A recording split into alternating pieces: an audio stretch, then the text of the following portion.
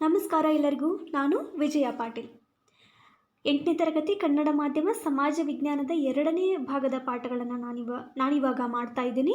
ನೀವಿನ್ನೂ ನಮ್ಮ ideas ಫೋರಮ್ನ Telegram ಚಾನಲ್ಗೆ ಜಾಯಿನ್ ಆಗದೇ ಇದ್ದರೆ ಕೆಳಗೆ ಡಿಸ್ಕ್ರಿಪ್ಷನಲ್ಲಿ ಒಂದು ಲಿಂಕ್ನ ಕೊಟ್ಟಿದ್ದೀವಿ. ಆ ಲಿಂಕ್ನ ಮೂಲಕ ನೀವು ಜಾಯಿನ್ ಆಗ್ಬೋದು.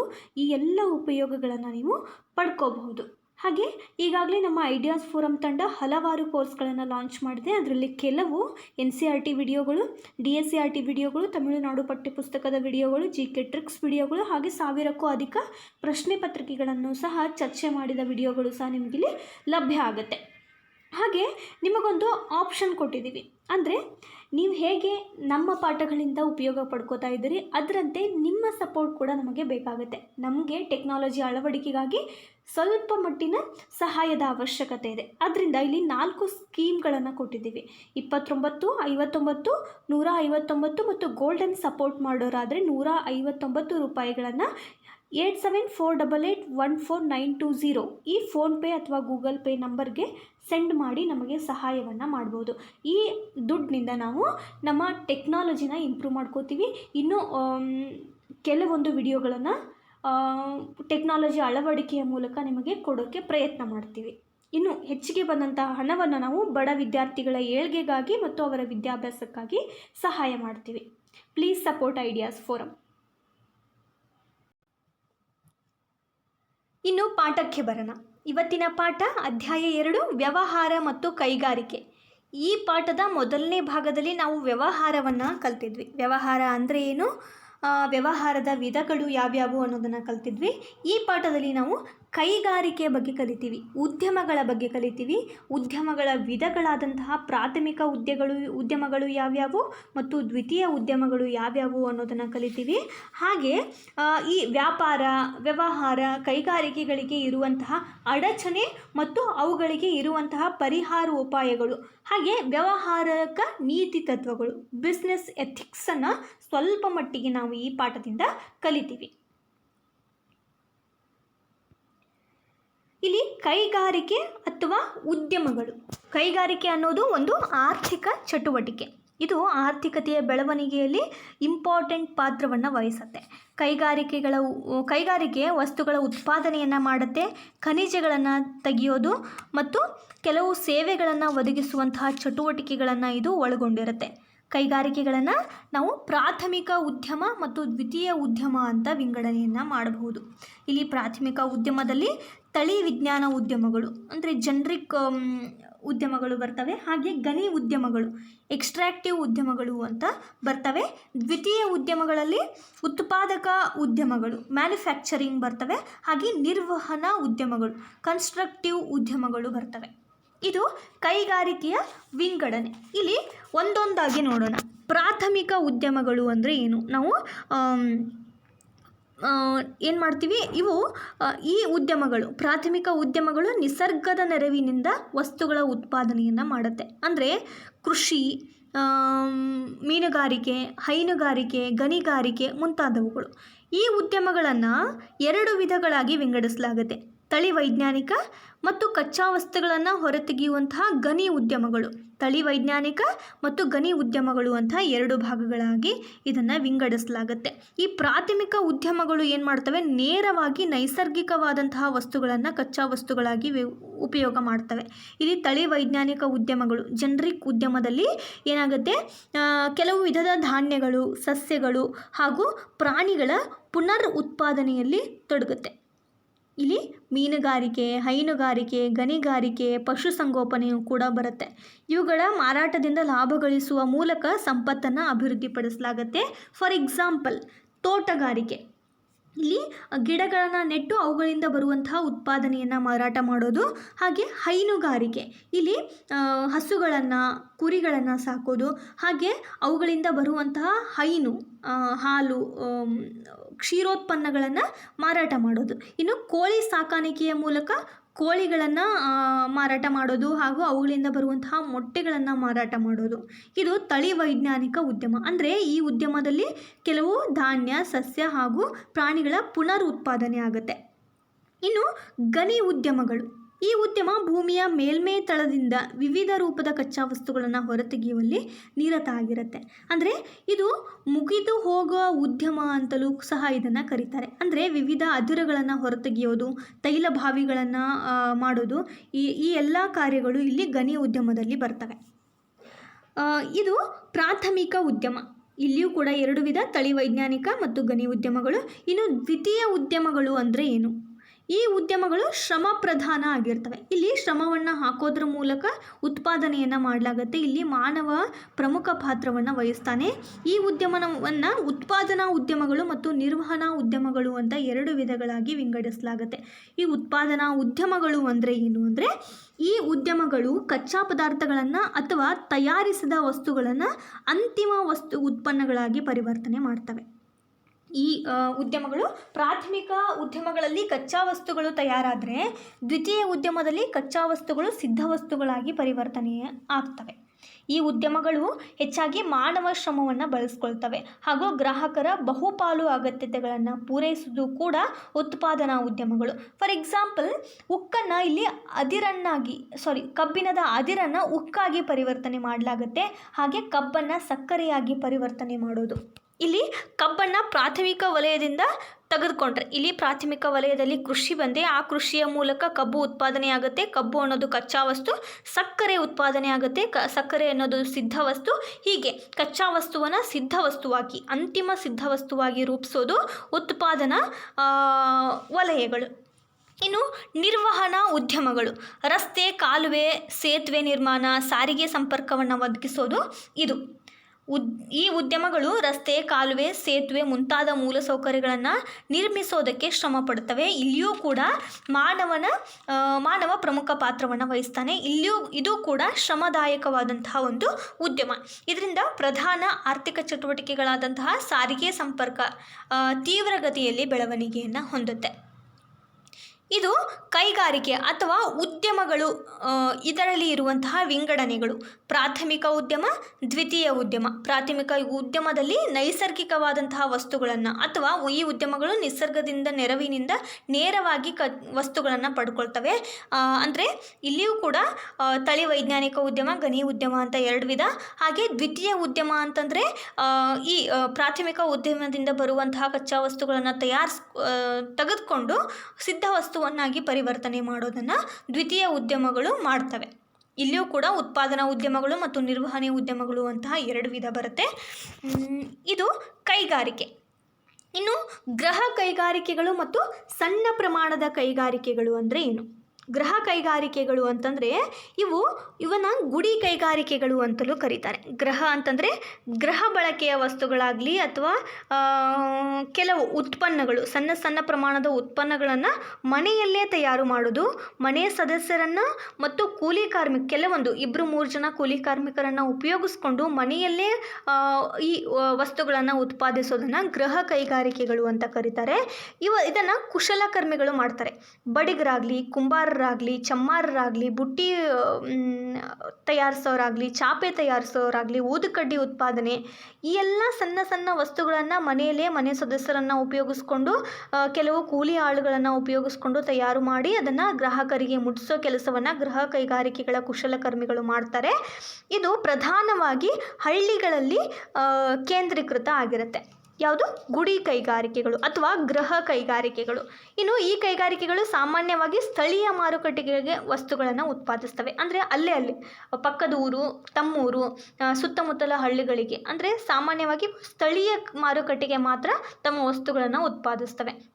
ಈ ಕೈಗಾರಿಕೆಗಳಲ್ಲಿ ಉತ್ಪಾದನೆಯಾಗುವಂತಹ ವಸ್ತುಗಳು ಯಾವ್ಯಾವು ಅಂದರೆ ಬಿದಿರಿನ ಬುಟ್ಟಿ, ಚಾಪೆ, ಕಲ್ಲಿನ ಕೆತ್ತನೆ, ಕಮ್ಮಾರಿಕೆ, ಕುಂಬಾರಿಕೆ, ಗಡಿಗೆ, ಕುಂಬಾರರು ಮಾಡುವಂತಹ ಗಡಿಗೆ, ಬಡಿಗರು ಮಾಡುವಂತಹ ಸಿದ್ಧ ವಸ್ತುಗಳಾದಂತಹ ಬಾಗಿಲು, ಪೀಠೋಪಕರಣ, ಇವೆಲ್ಲವುಗಳು ಗುಡಿ ಕೈಗಾರಿಕೆಯಲ್ಲಿ ಬರುತ್ತೆ.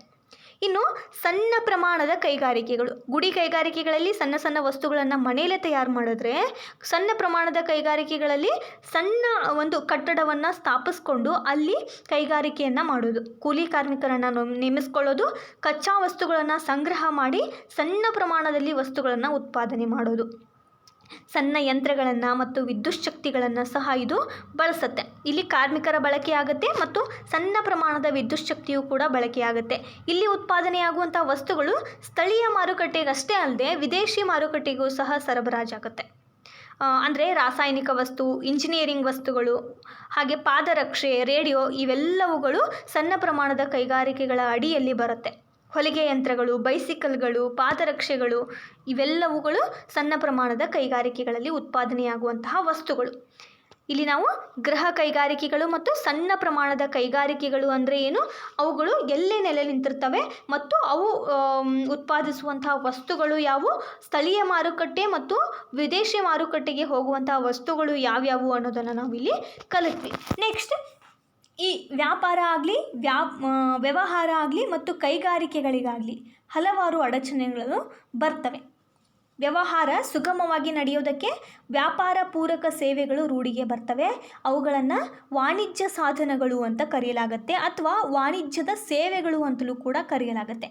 ಸರಕುಗಳನ್ನು ಉತ್ಪಾದಕರ ಸ್ಥಳದಿಂದ ಗ್ರಾಹಕರಿಗೆ ತೆಗೆದುಕೊಂಡು ಹೋಗಲು, ಗ್ರಾಹಕರಿಗೆ ದೊರೆಯುವಂತಾಗಲು ಕೆಲವು ಅಡಚಣೆಗಳನ್ನು ಸಹ ಈ ಒಂದು ಫೀಲ್ಡ್ ಎದುರಿಸುತ್ತೆ. ಅವುಗಳು ಯಾವ್ಯಾವು ಅಂತಂದರೆ ಸ್ಥಳದ ಅಡಚಣೆ, ನಷ್ಟ ಭಯದ ಅಡಚಣೆ, ಸಮಯದ ಅಭಾವ, ಹಣಕಾಸಿನ ಕೊರತೆ, ತಿಳುವಳಿಕೆ ಅಭಾವ ಇವೆಲ್ಲ ಅಡಚಣೆಗಳನ್ನು ವ್ಯಾಪಾರ ಕೈಗಾರ ಒಳಗೊಂಡಿರುತ್ತೆ. ಈ ಅಡಚಣೆಗಳನ್ನು ನಿವಾರಿಸೋದಕ್ಕೋಸ್ಕರ ಹಲವಾರು ಸೇವೆ ಸೌಕರ್ಯಗಳನ್ನು ಸಹ ಸರ್ಕಾರ ಅಥವಾ ಈ ವ್ಯವಸ್ಥೆ ಕಲ್ಪಿಸಿಕೊಟ್ಟಿದೆ. ಅವುಗಳು ಯಾವ್ಯಾವು ಅನ್ನೋದನ್ನು ನಾವಿಲ್ಲಿ ನೋಡೋಣ. ಸ್ಥಳದ ಅಡಚಣೆಗಾಗಿ ಸಾರಿಗೆ ವ್ಯವಸ್ಥೆ. ಸ್ಥಳದ ಅಡಚಣೆಯನ್ನು ನಿವಾರಿಸೋದಕ್ಕೋಸ್ಕರ ಸಾಗಾಟದ ವ್ಯವಸ್ಥೆಯ ಸಾರಿಗೆ ಸೇವೆಗಳನ್ನು ಬಳಸ್ಕೊಳ್ಳಲಾಗುತ್ತೆ. ರಸ್ತೆ ಸಾರಿಗೆ, ರೈಲು ಸಾರಿಗೆ, ಜಲ ಸಾರಿಗೆ, ವಾಯು ಸಾರಿಗೆ ಹೀಗೆ ಸಾಗಾಟದ ಬೇರೆ ಬೇರೆ ಮಾಧ್ಯಮಗಳನ್ನು ಇಲ್ಲಿ ಉಪಯೋಗಿಸ್ಕೊಳ್ಳಲಾಗುತ್ತೆ. ಯಾಕಂದರೆ ಸ್ಥಳದ ಅಡಚಣೆಯ ನಿವಾರಣೆಗಾಗಿ. ಈ ಮಾಧ್ಯಮಗಳು ಉತ್ಪಾದಕರಿಂದ ವ್ಯಾಪಾರಿಗಳಿಗೆ ಹಾಗೂ ವ್ಯಾಪಾರಿಗಳಿಂದ ಗ್ರಾಹಕರಿಗೆ ಉತ್ಪಾದಿಸಿದ ವಸ್ತುಗಳನ್ನು ವಿತರಣೆ ಮಾಡಲು ಸಹಾಯವನ್ನು ಮಾಡುತ್ತೆ. ಇದು ಸ್ಥಳದ ಅಭಾವವನ್ನು ಕಡಿಮೆ ಮಾಡುತ್ತೆ, ಸಂಗ್ರಹದ ಅಭಾವವನ್ನು ಕಡಿಮೆ ಮಾಡುತ್ತೆ. ಇನ್ನು ಹಣಕಾಸಿನ ಸೇವೆ.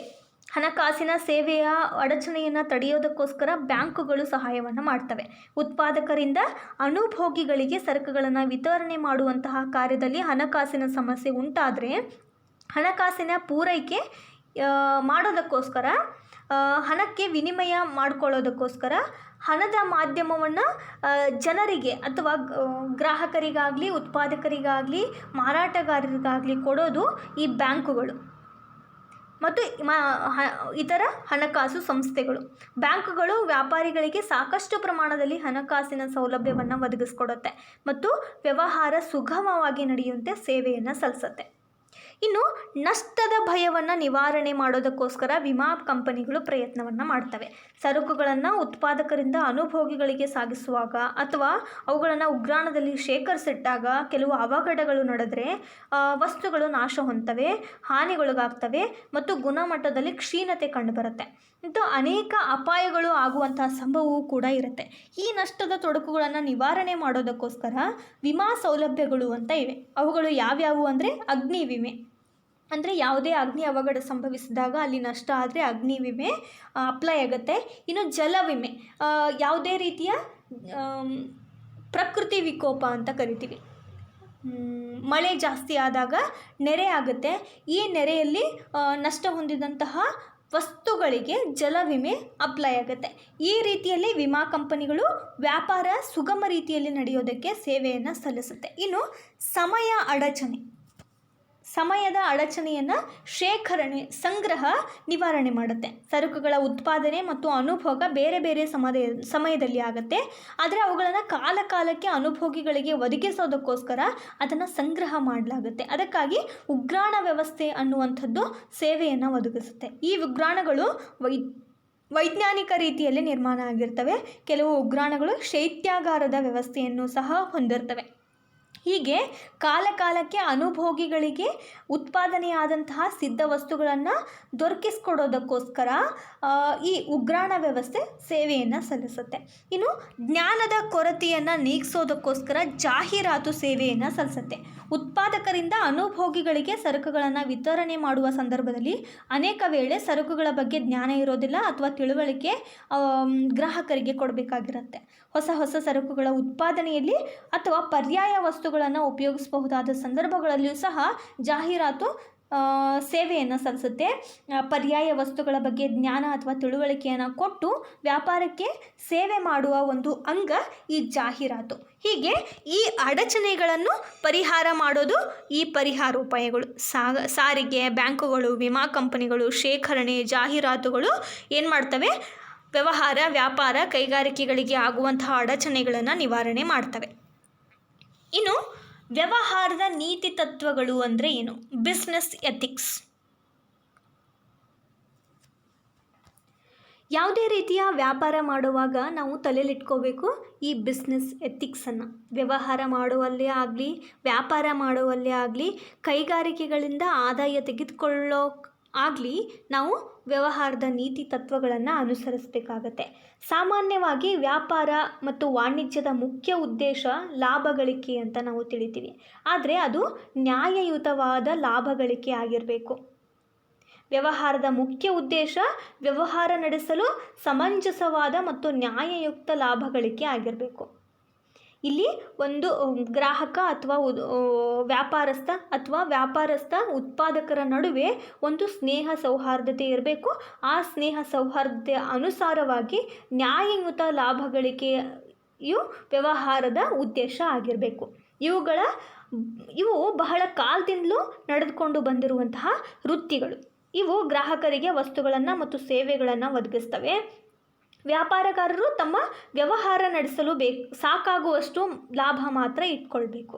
ಅಂದರೆ ವ್ಯಾಪಾರಗಾರರು ತಮಗಿಷ್ಟ ಬಂದಂತೆ ಬೆಲೆಯನ್ನು ನಿಗದಿಪಡಿಸಲು ಆಗೋದಿಲ್ಲ. ತಮಗೆ ಆರಾಮಾಗಿ ಜೀವನ ಮಾಡೋದಕ್ಕೋಸ್ಕರ ಬೇಕಾದಷ್ಟು ಲಾಭವನ್ನು ಮಾತ್ರ ಅವರು ಇಟ್ಕೋಬೇಕು. ವ್ಯಾಪಾರಗಾರರು ತಮ್ಮ ವ್ಯವಹಾರ ನಡೆಸೋದಕ್ಕೋಸ್ಕರ ಅಥವಾ ತಮ್ಮ ಹಾಯಾದ ಜೀವನ ನಡೆಸೋದಕ್ಕೋಸ್ಕರ ಮಾತ್ರ ಲಾಭ ಮಾಡಿಕೊಳ್ಬೇಕು. ಹೀಗೆ ಮಾಡೋದ್ರಿಂದ ವ್ಯವಹಾರದ ವೃತ್ತಿ ಧರ್ಮ ಪಾಲಿಸಿದಂತಾಗುತ್ತೆ. ಹೀಗೆ ನ್ಯಾಯಯುತವಾದ ಲಾಭ ಗಳಿಕೆ ಮಾಡೋದನ್ನು ವೃತ್ತಿ ಧರ್ಮ ಅಂತ ಹೇಳಲಾಗುತ್ತೆ. ಸಮಾಜದಲ್ಲಿ ತಮ್ಮ ಸೇವೆ ಸಲ್ಲಿಸೋದು ಇದೇ ರೀತಿ. ವೃತ್ತಿ ಧರ್ಮವನ್ನು ಪಾಲಿಸೋದ್ರಿಂದ ವ್ಯಾಪಾರಸ್ಥರು ಸಮಾಜಕ್ಕೆ ಸೇವೆಯನ್ನು ಸಲ್ಲಿಸಿದಂತಾಗುತ್ತೆ. ಆದರೆ ಇಂದು ಹಣ ಗಳಿಕೆಗಾಗಿ ಲಾಭಕೋರತನ ವ್ಯಾಪಾರಕ್ಕೆ ಹೊಕ್ಕಿದೆ. ಕೆಲವು ವ್ಯಾಪಾರಗಾರರು ಅಹಿತಕರ ವ್ಯವಹಾರ ಪದ್ಧತಿಗಳನ್ನು ಅನುಸರಿಸ್ತಾರೆ. ಅವುಗಳು ಯಾವ್ಯಾವು ಅಂದರೆ ವಸ್ತುಗಳನ್ನು ಕಲಬೆರಕೆ ಮಾಡ್ತಾರೆ. ವಸ್ತುಗಳ ಕಲಬೆರಕೆ ಆಗುತ್ತೆ. ಈ ಕಲಬೆರಕೆಯಿಂದ ಏನಾಗುತ್ತೆ? ವ್ಯಾಪಾರಸ್ಥರಿಗೆ ಲಾಭ ಆದರೂ ಗ್ರಾಹಕರಿಗೆ ಅದು ಏನಾಗುತ್ತೆ? ಗುಣಮಟ್ಟದಲ್ಲಿ ಕ್ಷೀಣತೆ ಕಂಡುಬರುತ್ತೆ. ಈ ವಸ್ತುಗಳ ಕಲಬೆರಕೆ ಮಾಡೋದ್ರಿಂದ ಹೆಚ್ಚು ಲಾಭ, ತೂಕ ಮತ್ತು ಅಳತೆಗಳಲ್ಲಿ ಮೋಸ, ಹಾಗೆ ಅಕ್ರಮ ದಾಸ್ತಾನು, ಕಾಳಸಂತೆ, ಬ್ಲ್ಯಾಕ್ ಮಾರ್ಕೆಟಿಂಗ್ ಅಂತ ಕರಿತೀವಿ. ಈ ಬ್ಲ್ಯಾಕ್ ಮಾರ್ಕೆಟಿಂಗಲ್ಲಿ ಏನಾಗುತ್ತೆ? ವಸ್ತುಗಳನ್ನು ಕೃತಕ ಅಭಾವ ಪರಿಸ್ಥಿತಿ ಏರ್ಪಡಿಸಲಾಗುತ್ತೆ. ಇದನ್ನು ಕಾಳಸಂತೆ ಅಂತ ಕರೆಯಲಾಗುತ್ತೆ. ಬ್ಲ್ಯಾಕ್ ಮಾರ್ಕೆಟಿಂಗ್ ಕೃತಕ ಅಭಾವ ಪರಿಸ್ಥಿತಿಯನ್ನು ಏರ್ಪಡಿಸೋದು ಅಂದರೆ ವಸ್ತುಗಳನ್ನು ಸಂಗ್ರಹ ಮಾಡಿಟ್ಕೊಂಡು ಆ ವಸ್ತುಗಳು ಇಲ್ಲ ಅನ್ನುವಂತಹ ಒಂದು ಸುದ್ದಿಯನ್ನು ಹರಡೋದು. ಆಗ ವಸ್ತುಗಳ ಅಭಾವವನ್ನು ಕಂಡು ಜನ ಜಾಸ್ತಿ ಬೆಲೆಗಾದರೂ ಆ ವಸ್ತುಗಳನ್ನು ಕೊಂಡ್ಕೊಳ್ತಾರೆ ಅನ್ನುವಂತಹ ಉದ್ದೇಶದಿಂದ ವ್ಯವಹಾರದ ನೀತಿ ತತ್ವಗಳನ್ನು ಮುರಿಲಾಗುತ್ತೆ.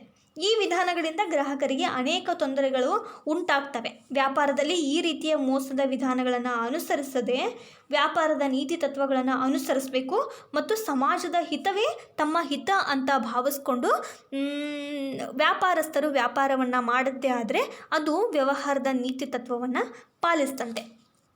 ಇನ್ನು ಈ ರೀತಿಯ ಕೆಲವು ಮೋಸಗಳನ್ನು, ಅಹಿತಕರ ಪದ್ಧತಿಗಳನ್ನು ಹೋಗಲಾಡಿಸೋದಕ್ಕೋಸ್ಕರ ನಮ್ಮ ಸರ್ಕಾರ ಹಲವಾರು ಯೋಜನೆಗಳನ್ನು ಜಾರಿಗೆ ತಂದಿದೆ. ನಮ್ಮ ದೇಶದಲ್ಲಿ ಈ ಅನಿಷ್ಟ ಪದ್ಧತಿಗಳನ್ನು ದೂರ ಮಾಡೋದಕ್ಕೋಸ್ಕರ ಸರ್ಕಾರ ಸಾರ್ವಜನಿಕ ವಿತರಣಾ ಪದ್ಧತಿ ಅನ್ನುವಂತಹ ಒಂದು ಪದ್ಧತಿಯನ್ನು ಜಾರಿಗೆ ತಂದಿದೆ.